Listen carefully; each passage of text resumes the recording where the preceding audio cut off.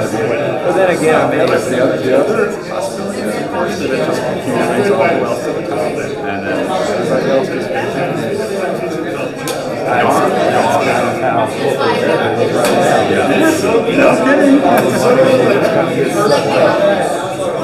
just look at our healthcare system, look at everything. Money just kind of gets sucked up. And that's horrible. We'll see. Yeah, heavy stuff. But you say like 5-10 years? So I got that much time. Yeah. I mean, it's having a small impact already, but a big impact. So what's it going to take to go from? That's what's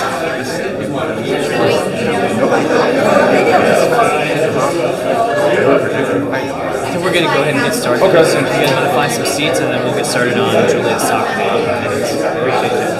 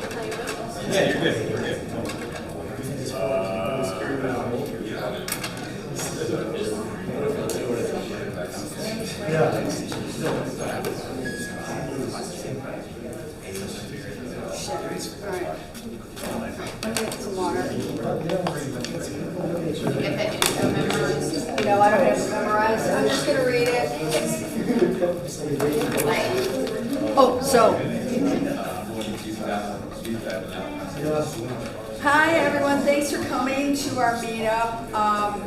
I'm going to read from this. I apologize. Fernando is the main organizer, and he sadly could not make it tonight, so he left me a script. So, welcome to the Marketing, Automation, and AI meetup. I'm Sharon DeCaro, along with Alejandro Labastida. We're the co-organizers of this awesome event. Sadly, Fernando couldn't make it. He'll be back on August 2nd for the next meetup. We also have to give a big shout out to Capital Factory. They've been great. They sponsor us. They're generous for providing this amazing venue. And before we dive into our keynote, we need to start at 7:05.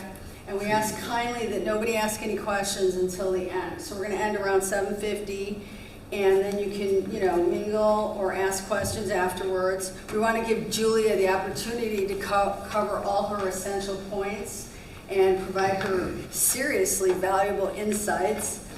And so another heads up is we have a strict time limit. Capital Factory needs us to get out of here at 8:30. They will lock the doors on us, okay? And what else? If you park downstairs, you can get your parking ticket validated. Emily she'll be locking up, so go to her and she'll validate your ticket. Let's see, one more thing. Oh, if all of you can sign the sheet over there, if you've RSVP'd, great. If not, if you sign your name, we just want to get a mailing list together so that we can, send you anything that you might be interested in regarding AI.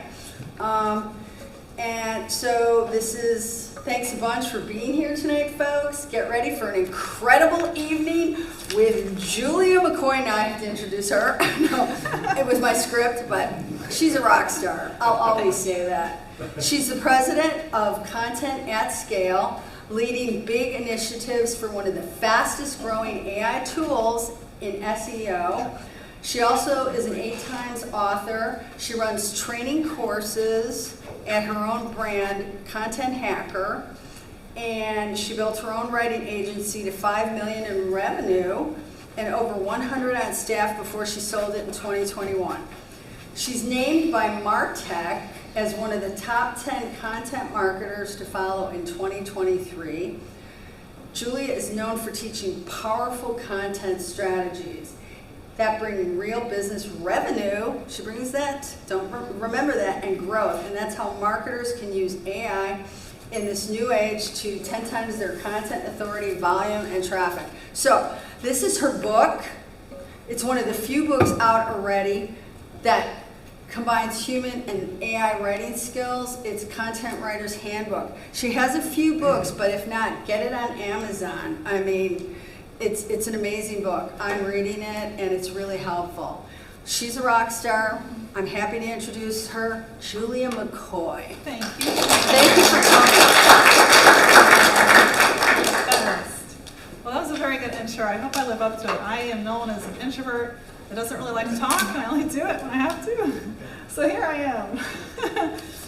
But what I want to share with you today is, AI is very scary, I think, for a lot of us. And if that's you, if you're not sure what this new world is, if you're either afraid or just not sure what is AI, then you're in the right place. Because that's what I want to help completely dispel a little bit tonight and give you some, hopefully, light on what's happening in AI.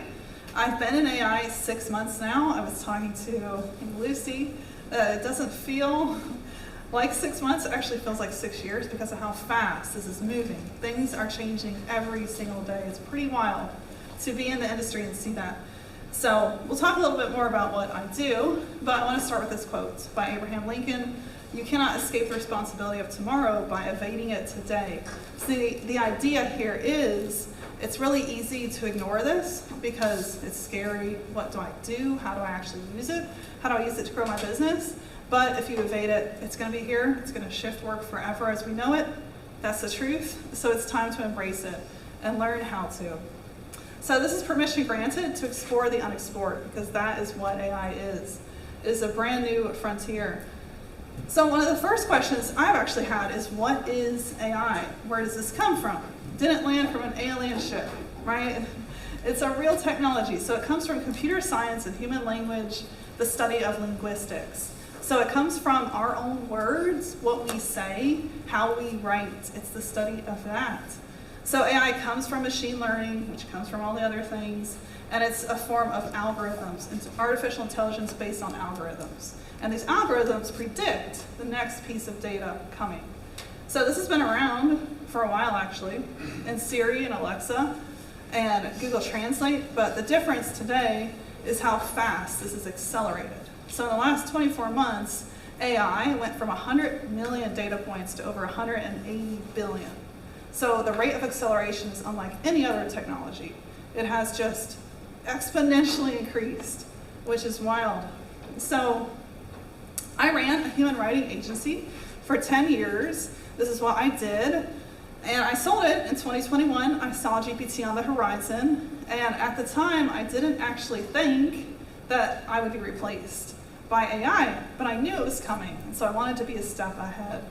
So in the last 10 years, I've been able to grow my writing business. We did almost 6 million in sales, no funding. So I was able to do all this on my own. Very blessed, thankful to have achieved this. We did over 40,000 projects for clients with a very high success rate. We were one of the first to market with an e-commerce platform for content. So it's crazy to come from this and be in a new world where AI is now writing content just as good as me, if not better.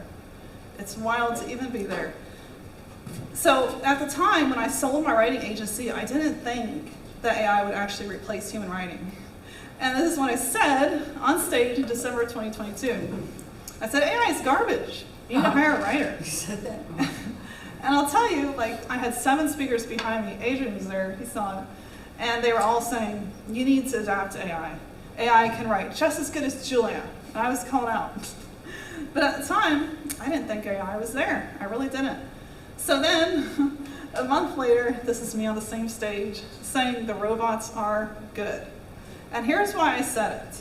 I found the AI technology. So I'm a believer in what works. Like Sharon said, practical. This has to actually make money. This has to work for our business. If not, why adapt? Doesn't make sense. So before this technology, when I said hire a writer, AI is garbage, that it was ChatGPT that I was using for long-form content. You don't get to own the copyright of ChatGPT. There's a lot of superficial content. It's riddled with errors. It's factually inaccurate. I'm like, my client would turn this away. They wouldn't actually pay for this. So whenever I found the technology, and this technology I now work for, content at scale, and I found a writer. It's actually 3 different NLPs. It's a stack of proprietary technology, which is, I believe, the future of AI. Entrepreneurs building the next app. So if that's the future, this really proves it, because this is the technology that I found wrote amazing content. And you actually get to own the copyright too. That was a big concern for me. So I made the fastest pivot I've ever made in my entire career. Went from pretty much against the robots, don't hire AI, it's terrible, don't use AI, to I'm now in a leadership role at the fastest growing AI writer in SEO. So I'm thrilled to be here, and in my own company, we're using AI to save up to 7 hours per blog post. So we're saving tons of time and money. That's why I'm here, because I believe I see it work. So if you're wondering, well, is AI still taboo? Are people gonna turn this down if I put it in my services? The truth is they're not. Over 80% of marketers now see this is the future. They believe that AI-generated content is just as good as human-generated content. So for there, it's time to adapt. Chris at direction.com is here. I love his approach with clients. He runs an SEO company called direction.com, and he will tell his clients, we're using AI to write the content. And yeah, I think he had a client that actually said, good thing you are. It's good. We have about a dozen clients now using content at scale. They're happy with it. Amazing. Amazing. And I have a case study from you coming up. But my agency, before I sold it, we were doing 10 million words a year. I thought that was a lot. At Content at Scale, we're doing 50 million words per month. That's 5 years of content in 1 month. And these are large-scale content campaigns to build traffic. Think 100 pieces a month. So back then, this is what a campaign looked like. You had to hire a lot of writers. And this is what we did for clients. We went and found the writers, we trained them, but it would take over 10, 20 writers to produce 100 pieces per month. So this is what it looks like today. With AI, you only need 1 writer doing 100 pieces of content. And I know this because we're doing it at Content at Scale every day. It's insane. So there are a few elephants in the room around AI in general that I want to address. Hopefully this will shed some light on, is this even something I can do? Can I put this in my process? Will it work for me? So this is a question. You might already know the answer. I know Chris does, Gen probably does, Adrian probably does. Does Google penalize non-human content? This is another big question. Who actually owns the copyright? If you're going to publish it, sell a book, do you own that copyright? This is a question nobody asks. How do I rank in what's coming, which is the AI Google's building? There's an AI coming in Google. You might have seen that. Okay, so we're going to go through those. So the first one, does Google penalize non-human content?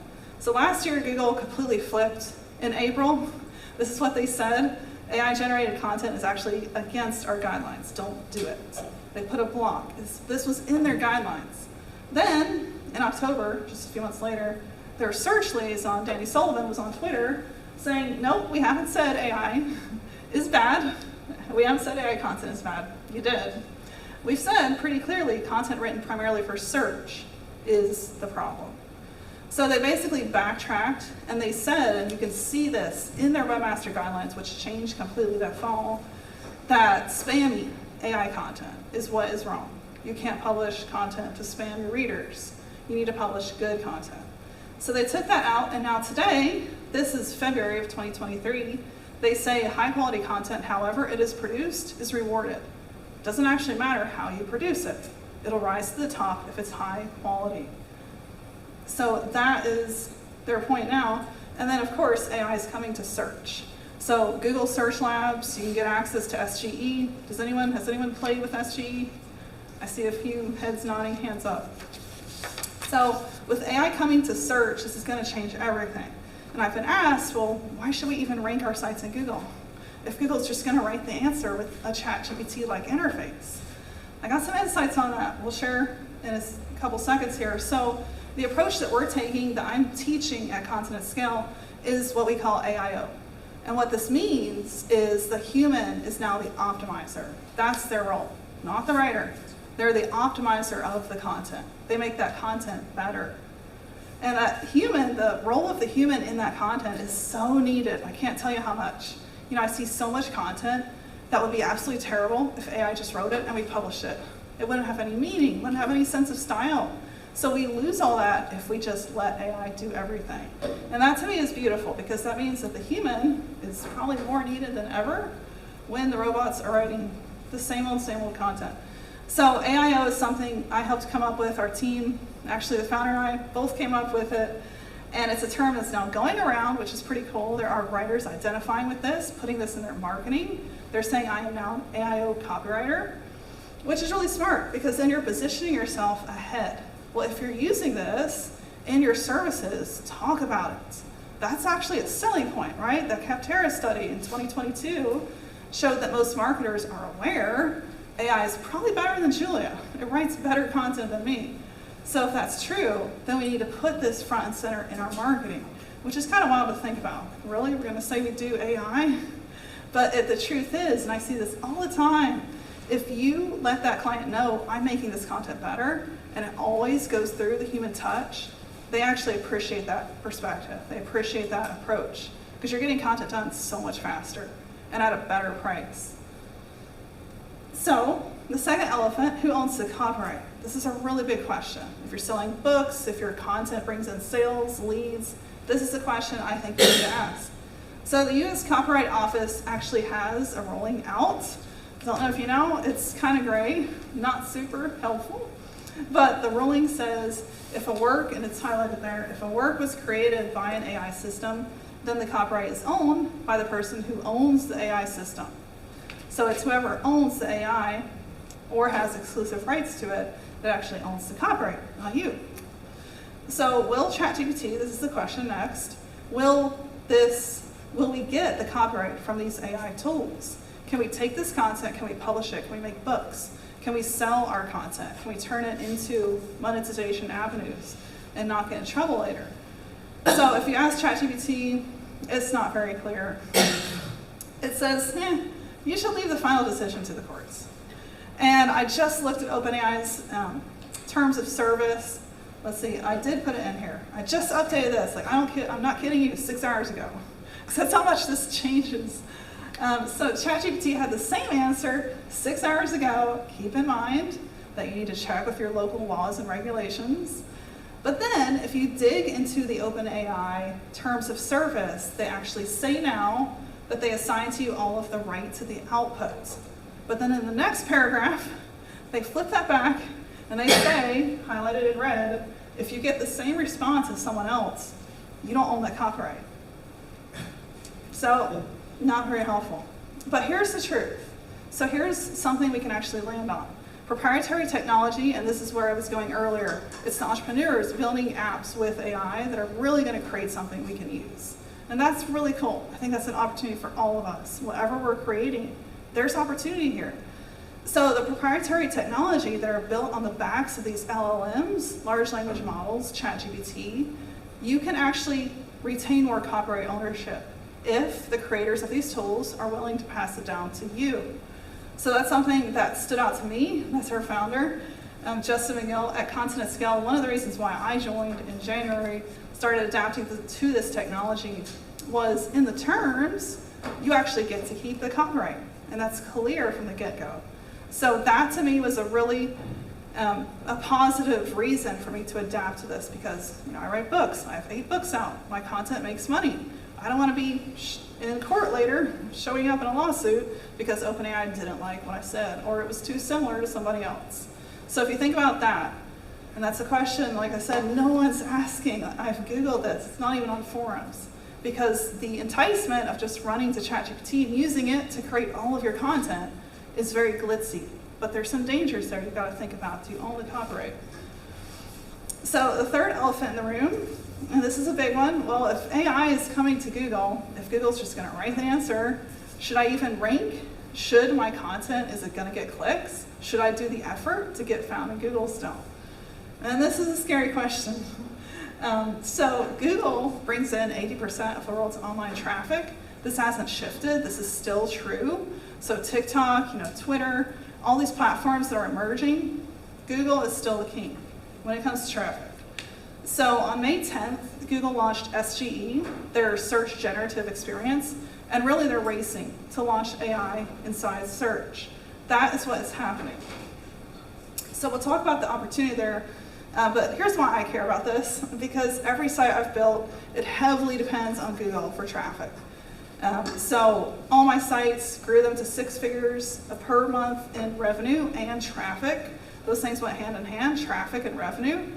And we were doing the same thing at continent scale. Traffic was 100,000 a month early in the year, in January, and now it's 500,000 people per month. This is all organic from Google. So we have to ask this question. Are we going to withstand what's coming, which is AI in search? So how do we prepare for this, what's coming? So 2 things, I've studied this, I can't tell you how much. I've lived in the search labs doing hundreds of keyword searches to see for myself how this is gonna work, listen to what other SEOs are saying. And first truth is the experience that was sold to us during the I/O keynote where Google unveiled this. It isn't matching up to the actual results. And I think it's just because it's a race, right? Like last year, we saw Google really mess up. They said something and then they backtracked on that whole statement. Here's Microsoft, here's OpenAI, launching ChatGPT. It's a huge success. Microsoft Bing takes some market share because ChatGPT is attached.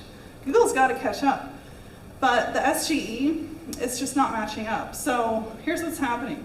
Some of the content that's written by SGE, it's superficial, it's duplicate to each other. When you're scrolling, you're seeing the same results multiple times. This is a terrible experience, and Google's going to find out how costly that gets when people bounce and they say, I can just put this in ChatGPT and get better results.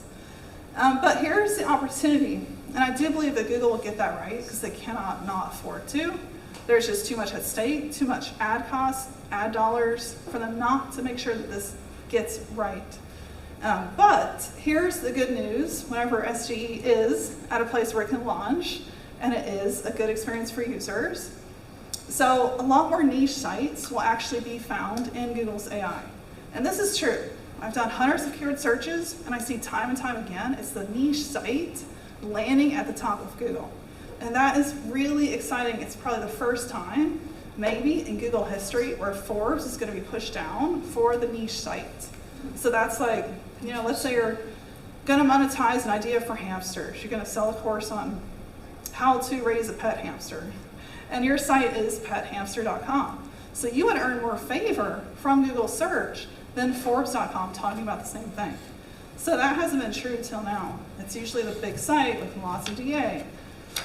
So here's an example of what this looks like in search. You can see I've searched the term which Hawaiian island to visit in 2023, and you can see up there in the carousel, those are the results. Was that your timer, Sharon? Was it good on time?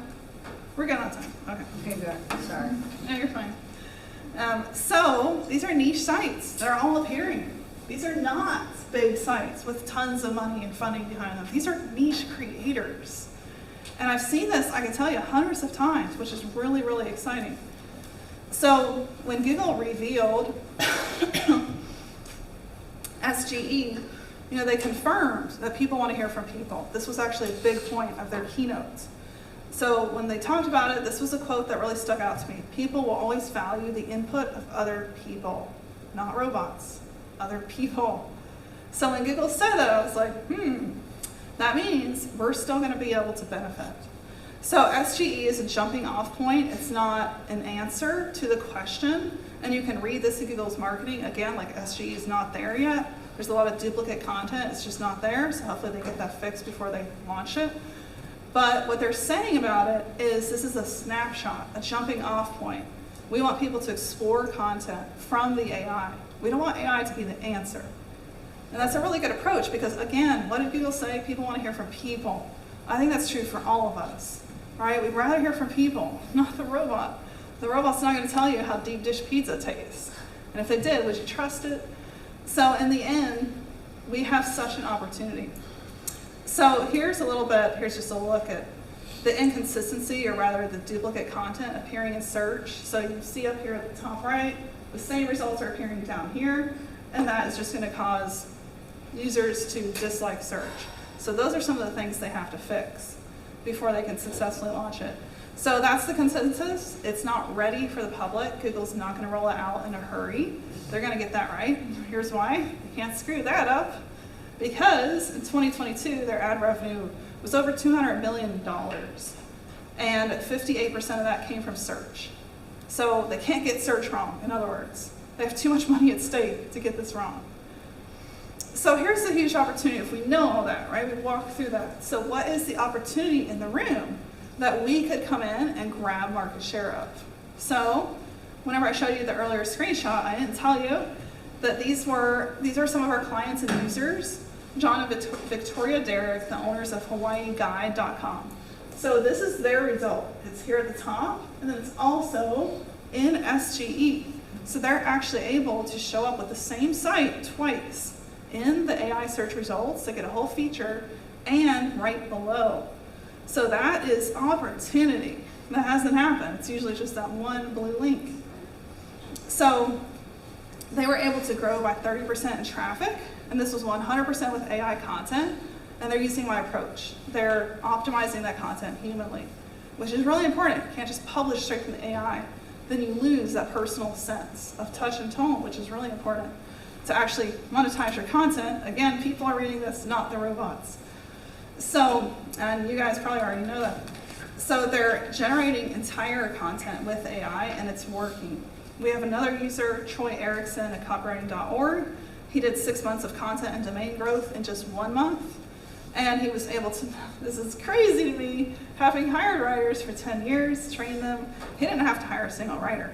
He just had his SEO person run the machine and optimize the content. Pretty crazy. So he actually did this while he was running another business. Barely had to touch it. And this was his domain growth. It shot through the roof. He did over 70 articles in 1 month with AI. And one human was optimizing that content. So here's Chris sitting in the back. I'm going to shout you out. Chris Kirksey, the CEO at Direction.com. He's doing SEO, and it's going really well for clients. He had one client, a resort in Costa Rica, completely booked out for over a year. The client actually had to fire him. Can't take clients. So that's the best SEO. So he's adapting. He's using AI in his approach. And like he was telling us earlier, clients are appreciating it. They're like, it was about time, Chris. The AI is that good. So it's time to start using AI. Can't believe I'm saying this. Let me tell you, it's just wild. 10 years, human writers, here we are. Pretty crazy. But here's the question. Well, how is the gold, the good content, how is it going to reach to the top? Is that going to change? How the algorithm actually works? How this content gets found? So here's an interesting speculation that I have. In December of 2022, Google added an extra E to EAT. This extra E stood for experience. The full acronym, it defines page quality rating. This is like Google's Bible. This is how they rank content when you do a Google search and that content floats to the top. This is how EAT, experience, expertise, authoritativeness, and trust. So you have to have that in your pages in order to rank at the top of Google. You have to demonstrate EAT, experience, expertise, authority. So whenever Google added that extra E for experience, they talked about people that had a wealth of personal experience and how this was actually going to be a ranking factor. And keep in mind, this is not something that was actually in Google search guidelines until last December. When did ChatGPT come out? So I think they were trying to get ahead of the rush of robotic written content now that hundreds of millions of marketers have their hands on ChatGPT. So this is how Google defined experience. This is content created by people with a wealth of personal experience, because which would you trust? A review from somebody who actually used that product, or a review from someone who has not? You could also say a review from a robot who has not written that content, or has not experienced that product. So they might as well have been calling out the robots. So low quality pages, they lack an appropriate level of E. They're not going to rank to the top if they don't have this acronym represented in the content. If there is no experience, if there is no expertise, if there is no authority in that person. So Google continues to give us tons of examples. I won't bore you. There's actually a 170-page document on all of this that I may have read half of. But Google gets very clear whenever they define this. So going on to another couple examples here, skydiving. Would you trust an article on skydiving if it was written by somebody that actually didn't do the thing? You probably wouldn't. You would want to know this person did it in order to be able to trust them. So that experience factor is huge. So whenever Google defines high E, they also talk about social media and forum discussions. What are you talking about on social media? Are you representing the same topics? Are you talking about the same thing? That also goes hand in hand with demonstrating experience. And then the highest E, the pages that are really going to be at the top, like for example, Hawaii Guide, right? John and Victoria's site that was at the top, not just the blue link, but SGE as well. So what makes that up? This, a uniquely authoritative go-to source for that topic. If you can be that, a uniquely authoritative go-to source, amazing things. You'll rise to the top of Google. And that comes down to a wealth of experience on that topic. So I bet a lot of you already have that, and it's just a matter of demonstrating it, getting it out there, talking about it on your website, social media, forum post, just getting it out there. So ranking according to E is not going away. We know that demonstrating experience is actually more important than ever, and this is now a critical part of getting to the top. So this is really how to stand out, I believe, in the content, especially if you're using AI, is to put in personal experience, to add that in. So ranking at the top of Google still comes down to the basics. Nothing has changed there. It comes down to content and links. Are you putting out enough content? Are you putting out enough quality content? And are you building links? Are you getting mentioned on other high-quality publications? And don't think of it like a backlink campaign. Think of it more like, am I being quoted as an expert in these places I should be in? So a couple steps on how to actually take this and use it. So first, I definitely encourage you to embrace AI. It's not the time to not use it. Even though there's so many questions in the room, how do I actually use this? Can I use it to my benefit? Well, if you can save time and money with AI, it's definitely time to, and we are there. Google is saying high quality content, however it is produced, is rewarded. We don't care how you do it, as long as it's high quality. So that's an open door to go use AI when you create content. And this is the reason to use AI. So there was one company I helped adapt to this AIO approach, where we actually brought their writers on a Zoom call, brought the founder, taught them you need to be the optimizer of the AI machine. Don't have writers just writing content. Be the optimizer. Make this content ready for your clients. And they actually decreased their time and their cost by 25x. It was pretty wild. They were paying $1,800 a month for 10,000 words of content. That writer was not available on the weekends. It was difficult to get done. And then they went from that to paying $1,500 per month for 250,000 words from our AI. And the content of Scale AI is fully original content every time. There's some amazing things about it that make it just as good as the writers they were hiring, which is crazy. Can't believe we're there. So the second point is to just double down on scaling your content, get it out. Now that you can use AI to get it done quicker, it's definitely time to get content out consistently. Build your demonstratable experience. And then finding the right keywords. This is another hugely important thing. So I like to use SEMrush, there's Ahrefs, there's Keyword Finder, lots of good tools out there. Pick your tool and research your keywords. So in SEMrush, I'll go to the Keyword Magic tool, the tab on the left, and then I'll sort it by questions. And then that gives me 2,300 questions. Total, all keywords, 2,300. Total volume, that's almost 20,000 searches. And the KD, which is keyword difficulty, is actually pretty low. So that's 2,300 potential content pieces I could answer on the topic of travel to Hawaii. So think about being, right, what did Google say? The authority on that topic. If you can be the first to do that in your niche, you're gonna seriously win. Like you're gonna rise to the top, you're gonna get those SGE placements, and this can be done in so many niches. Like the opportunity is actually pretty great. So loading your content with value, creating content that's not superficial, going very deep. This is long content. When I say long, 3,000 plus words per blog, pretty long, but that's where you need to go. And then video content that supports that topic. Add that to your pages, to your blogs, and then capture that traffic with interactive elements. So that could be as simple as a lead magnet. You have the form embedded in your blog, in your page. That could be a free tool that you build. So here's an example of a page that we have currently ranking for almost 800 keywords, the AI content detector page, contentantscale.ai, and you just go there, it's in our title called Content Detector. So it ranks for almost 800 keywords. This is 100% organic traffic, right? We didn't pay for this traffic, we just wrote really good content. We fit that page with all of the right media pieces, video, and then that page eventually ranked at the top of Google. Didn't actually take long either. So this page has a 10-minute YouTube video. We're talking about the topic with expertise, all right? So you have a content marketing expert talking about AI detection. So adding that into the page really increases those trust signals. And then it's how-to content. You have FAQs in here, and it's 1,100 words. So you can use this approach for your key pages, the main pages on your domain that you want to rank for some really good keywords. You don't have to do this a ton of times. Like this is just one page, right, that we focus on that's ranking for 800 keywords. And then we're doing blog content. We don't have a ton of pages. So one page is bringing in a ton of traffic. So a couple ways that you can demonstrate EAT. First of all, you just got to be that expert. It's really time to do that because that is how we stand out in this age of a lot of robotic content.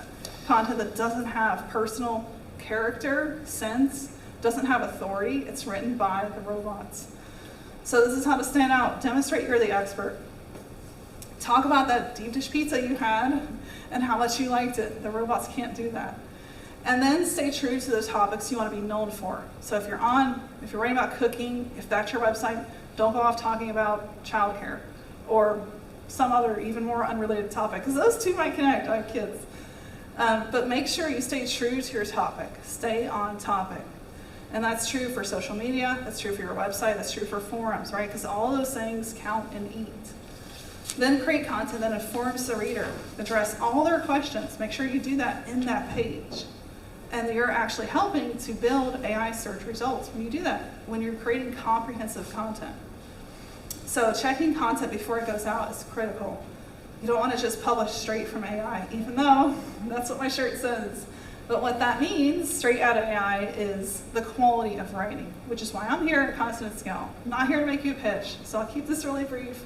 But that is the reason our tool is so great, is the quality of writing.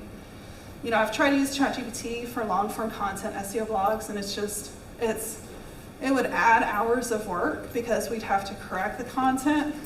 As a writer that did this for 10 years, it's brutal. I'd have to correct the content. I would have to add links. I'd have to go back, rewrite entire sections because it was superficial. So ChatGPT it's not your animal for long-form content. It's great for short form. It's great for ideation. It's great for creative ways to say something, newsletter headlines, but not for long-form content. It just doesn't do it.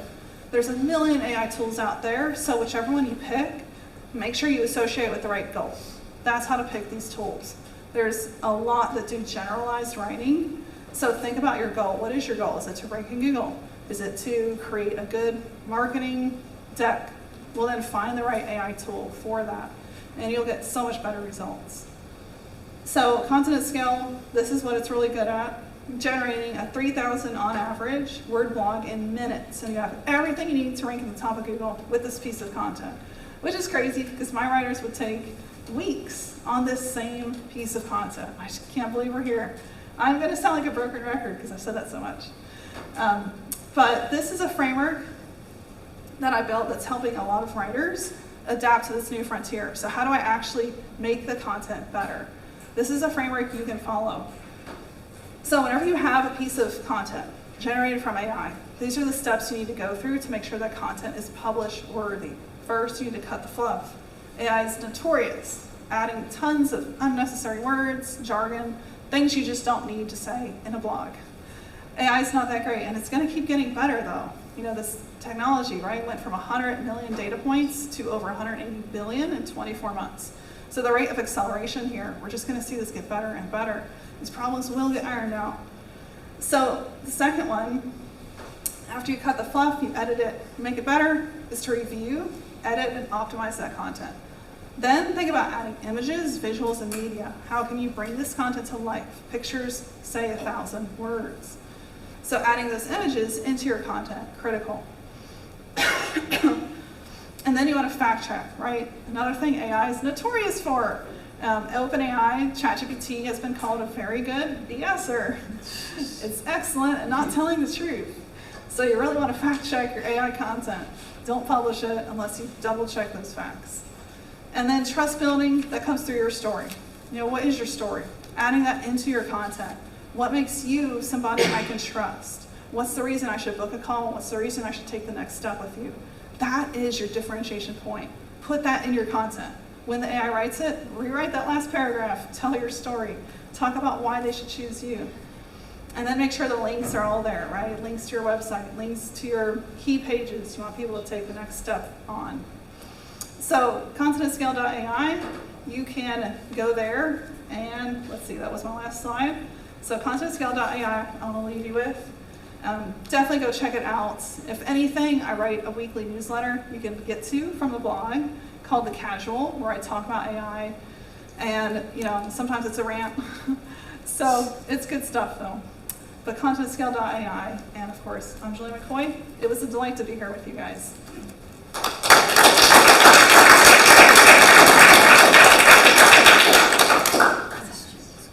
Oh, let's do questions. Okay. How do we want to do questions? Do you want to? I would say probably just ask people. Okay. If anybody has any questions. Yes, Justin. Why would Google give more points to like small niche people as opposed to big established authorities? Yes, that's the $1,000,000 question, isn't it? You know, I think it's like if you study what they said, and what they say and what they do sometimes doesn't line up. So I think we have yet to see what they're going to do when this really rolls out. But what they said in that keynote was, you know, we know that people really value the input of other people. And I think what they were also saying in that was all these big publications that have been built up for a period of many years. You know, in the end, do people really want to read a Forbes article from some staff writer on how to groom my dog? No, I would much rather read from a groomer, from somebody that actually knows how to do this. So I think Google's catching on to that, and they added that in with that extra E for experience. They know that that matters now. And so that, I think that piece of criteria, personal experience, is what's going to push that down. But I can tell you, I don't think it's just a marketing statement. You know, I've done hundreds of keyword searches in the search labs, and over again I see, yep, the niche site creator, they won. They're in the top of SGE. So, good stuff. That would depend, I guess, on the topic, right? So Yes. topics lend more to the New York Times or whatever. Yes, definitely. Yeah, so these are like very informational based keywords, like where do I travel in Hawaii? How do I groom my dog? How do I take care of my pet turtle? So very informational searches are going to be driven towards these niche sites. So I think that's the opportunities, like how can we go after informational searches? I know Chris is doing this for clients. We're seeing a lot of users do it. So how can you think of, like if we go back to that slide where I'm showing you my approach actually in SEMrush, let's see if I can, okay. Yeah, so I'm looking for questions, like do you need a passport to travel to Hawaii? That's gonna be a question keyword, an informational keyword where Google's gonna push out. Let's say it was Forbes.com ranking for that.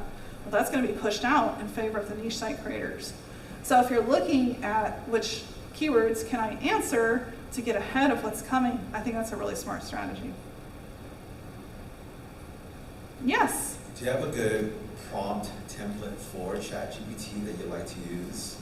You have a question and keywords and a certain style you want to write in, and amount of words and type of article? So you're asking, do I use ChatGPT or the prompt template? Is it for the keyword or for the output of the content? Just the output, I guess. I just want to know kind of like your workflow. Like, Yes.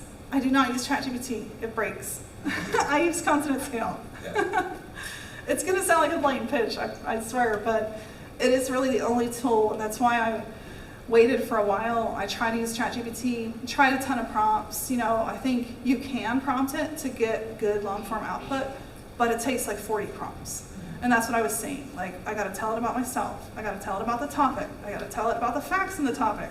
Now I got to tell it about the keywords. And eventually it was adding another 5 hours of work.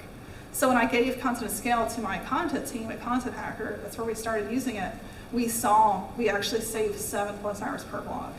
Like, we went from, okay, let's prompt this thing and try to get something good, to actually saving a lot of time.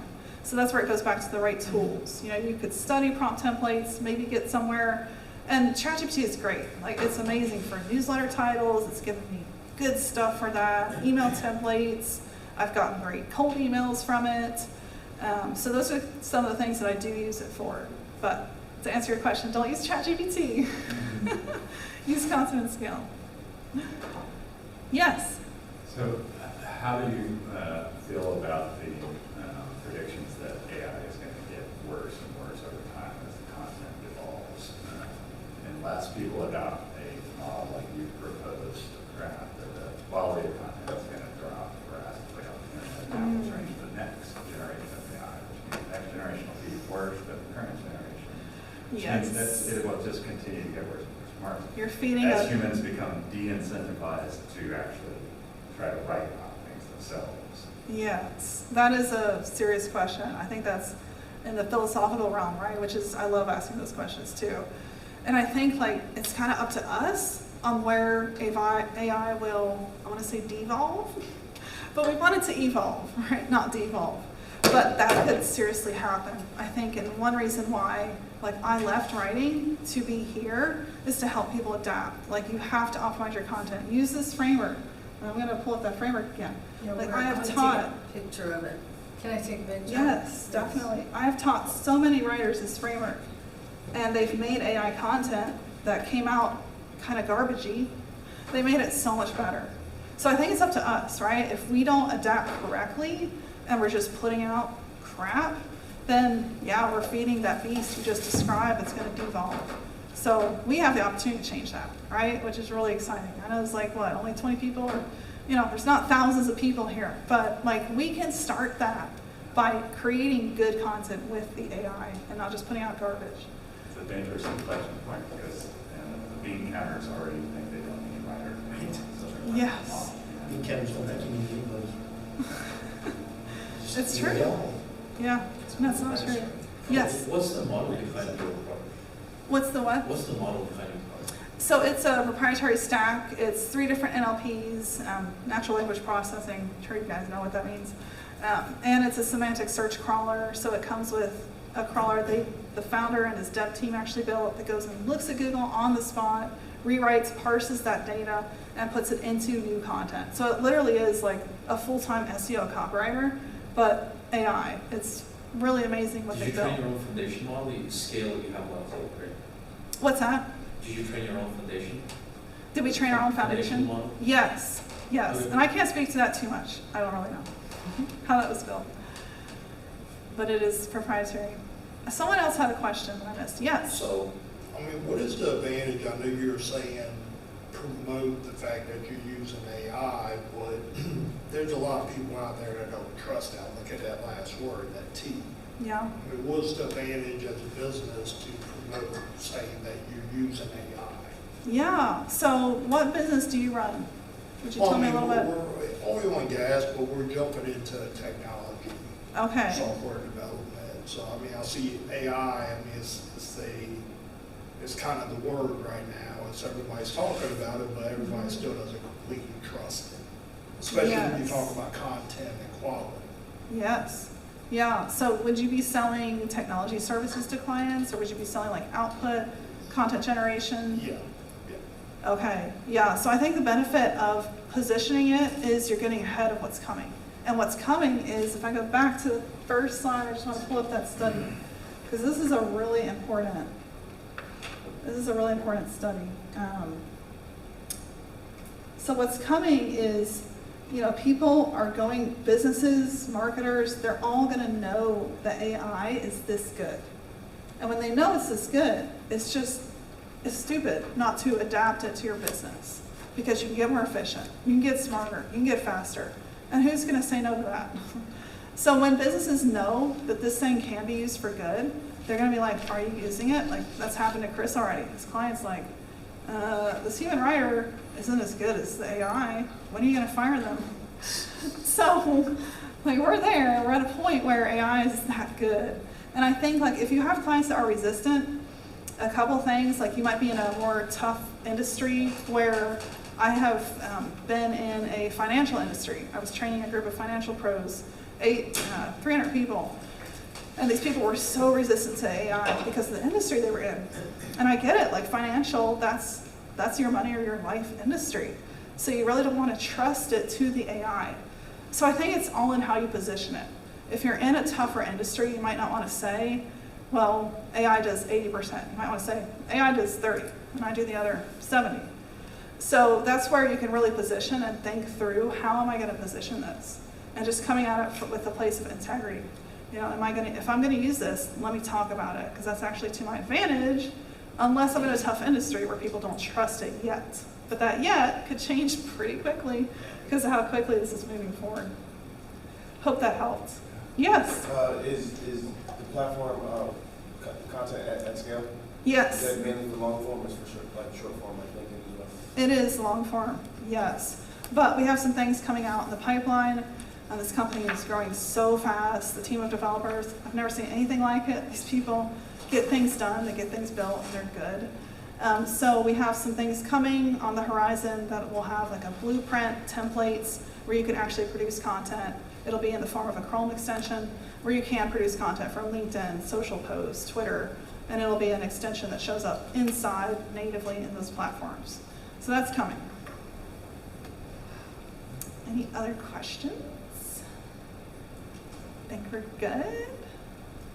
Wow, we're doing good on time. Yeah. Do we want to wrap? Yes, I guess we It's should. 7:50. Do you want me to get Okay. up there and say we're wrapping up?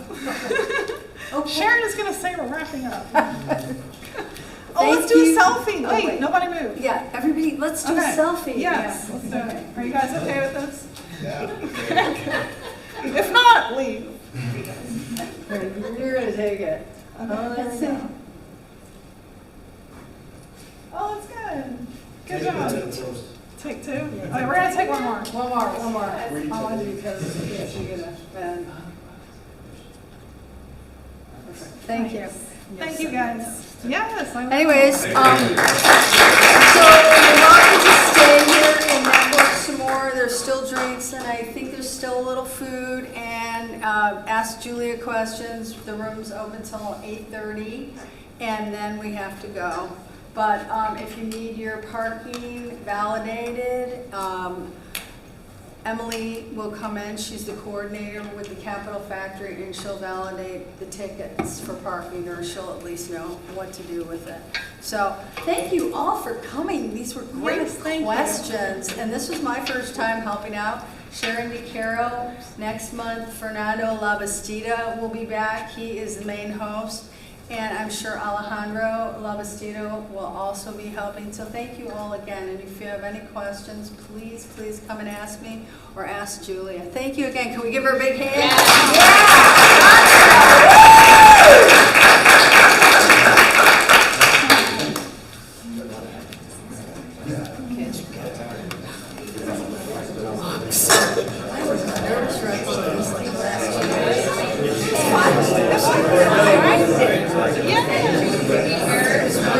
So I took what you know. I take a lot of I'm going to go back and do some research on this because I'm interested in everything that I didn't know about that.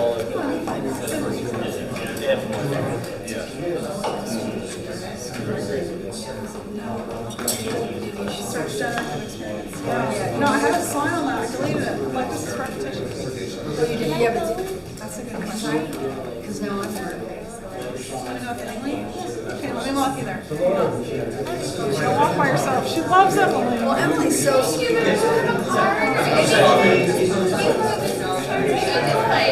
got you. I'm gonna read it. That was very good.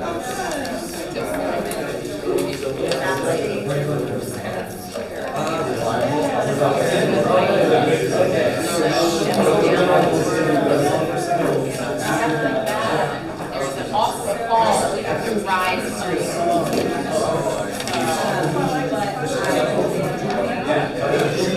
We can.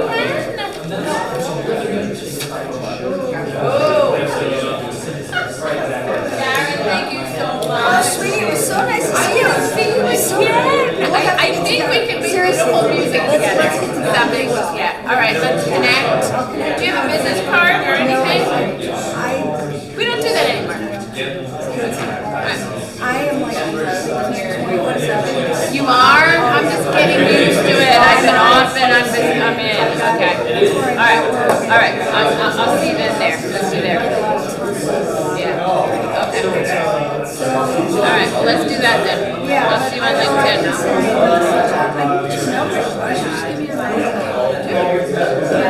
It's okay. I'll find you on LinkedIn. Don't even bother. All right. Make it easy. Thank you. I enjoyed it. Thank you for inviting me. She was amazing. Yeah, well, now you should come.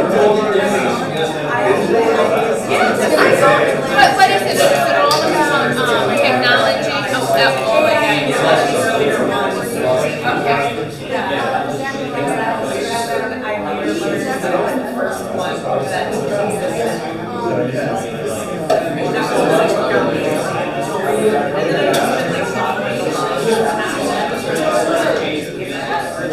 Maybe I can write it.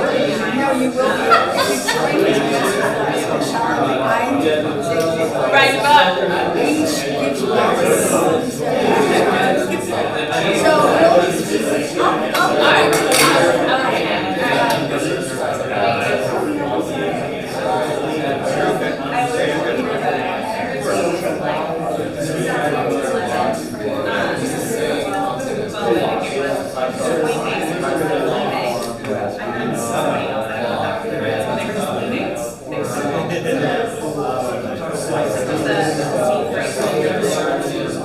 Yeah, I'm not as much of a video guy as I am.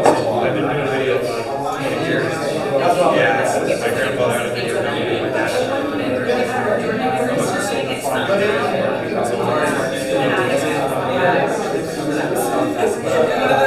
I have two frameworks I developed. Brand strategy. It's like 2 hours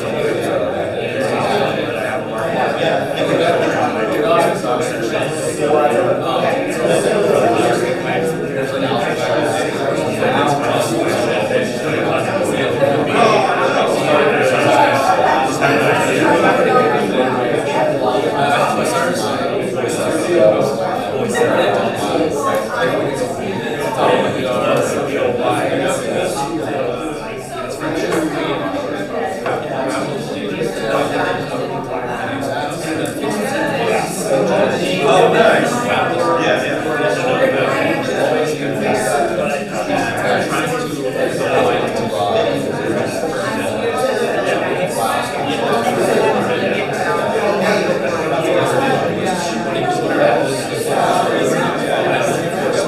That's huge. I have hundreds of YouTube videos. Oh, wow. So to actually have it. You're sitting on your content gold. Yeah, I know. I guess anyone's yeah. So I think video to blogs, same with podcasts. You can create, I think what everyone's trying to figure out is podcast to blog show notes. Yeah, it's not all these episodes or podcasts have show notes. That's what a lot of my podcast friends try to look for is how you get AI to create show notes. Yeah, podcast to blog posts. That would be Yes. We have that. Podcast to blog, yes. okay. I'm waiting for my wife to use it. Yes, those are features just launched recently. Okay. How we factor this in Wi-Fi? She couldn't find the password. Maybe I can just connect. It's not locked. It's hard. Okay. There you go. Should make everyone see it.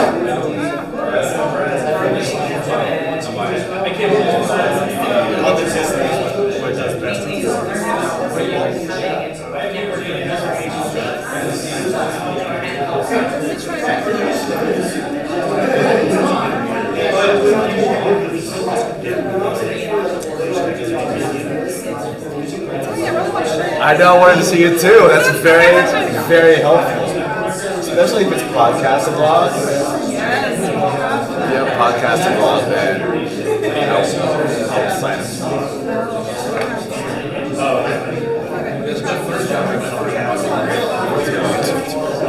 Oh, no, I need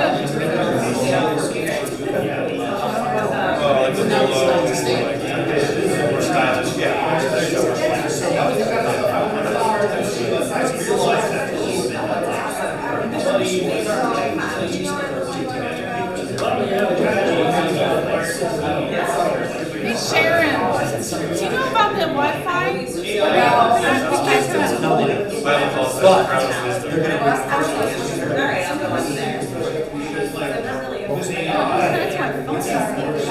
I wasn't meant to be in Pixar. I'm sorry, Would it be on one side? Okay, let's look at it.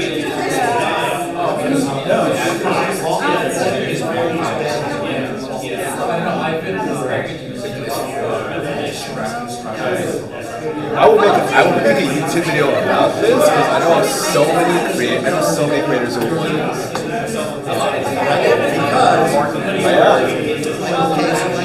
Okay. Okay. And then you should definitely sign up for the tools. But you're just like, you can actually do this. We have 6 different tools. So it's keywords, podcasts, Nice. and it'll take all this time telling you, it's your performance. Because I do a lot of like branded content for Rex. I do a lot of their like now I do want to actually creating a blog. Yeah.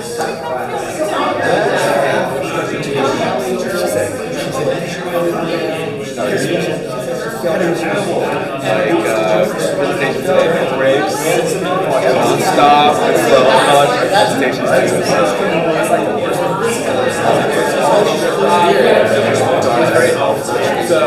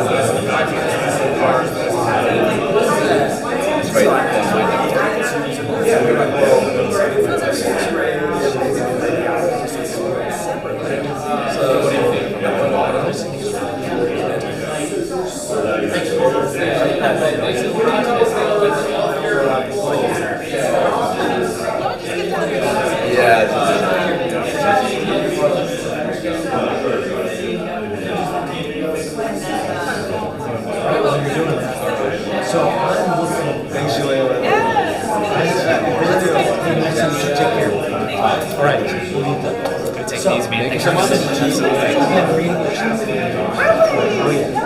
I was in Dallas for quite a few years. I've been following this so it's great to find new people.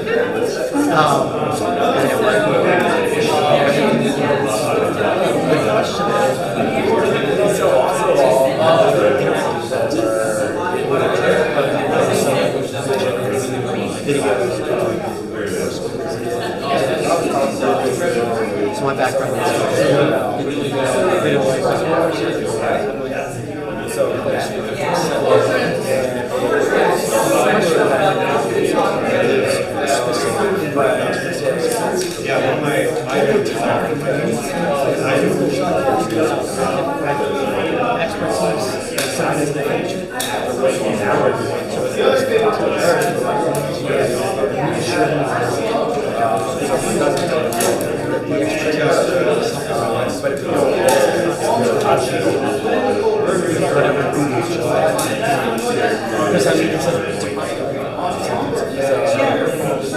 what is your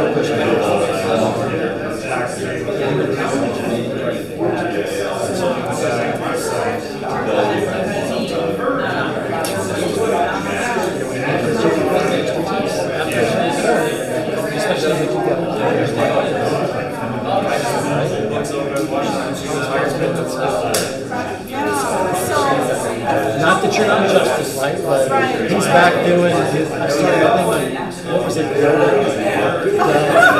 watched a video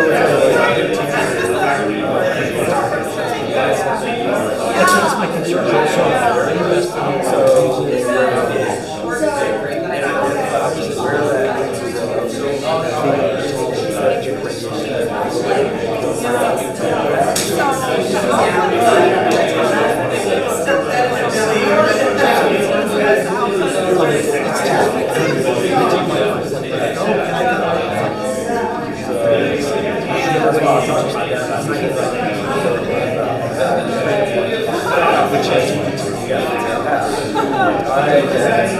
That's what we were talking about.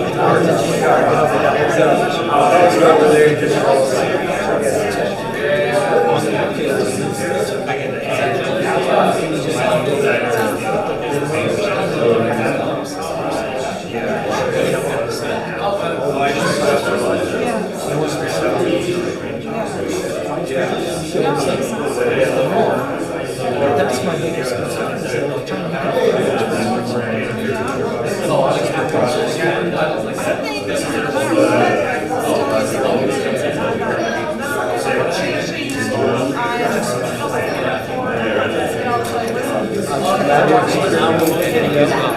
Let me get you a link to it.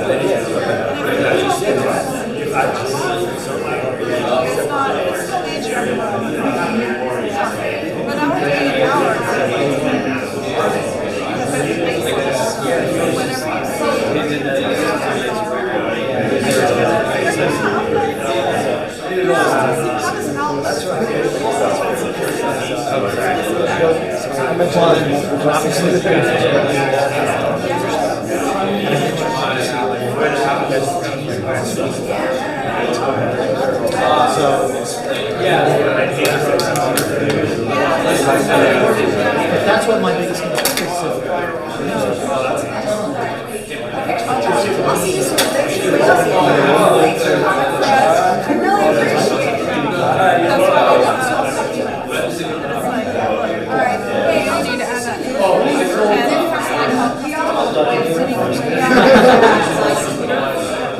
It was good.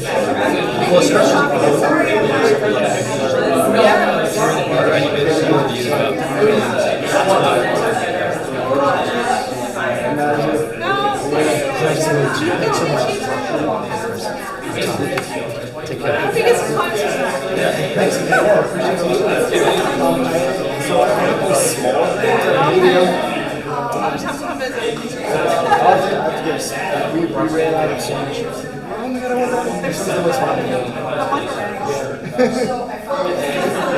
me of a few things,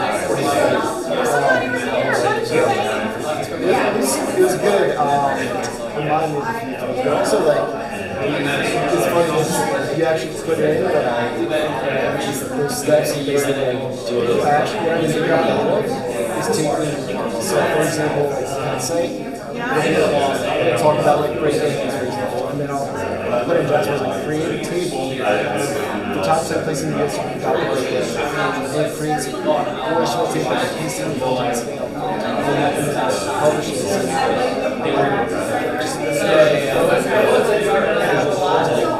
So that's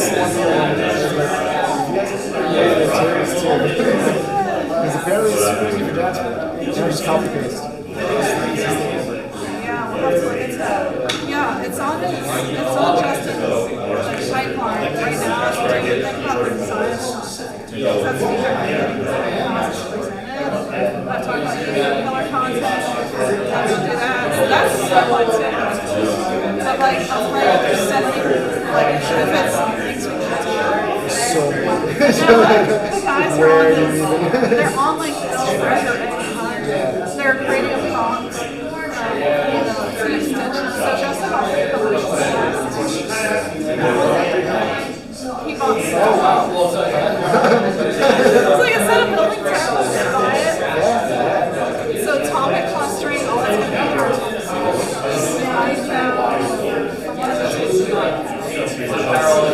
there's still like, I don't know if it's like, sometimes it's just like,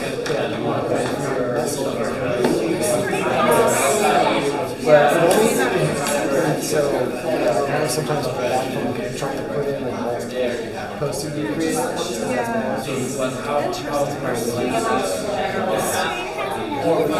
Straight out of Madison. She didn't mention it.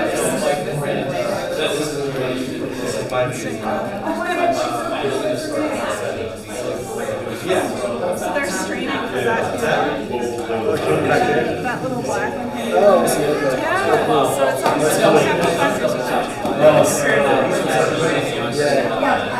So is that the little one? I had to bring her, she's been asking to go every time. So I'm like, okay, she's great, she helped out. That's what I've been trying to do.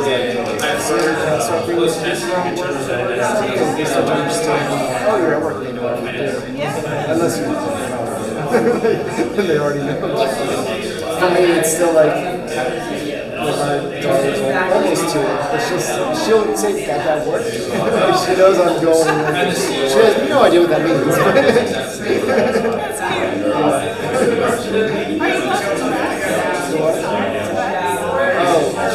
So I might be on March 23rd. So,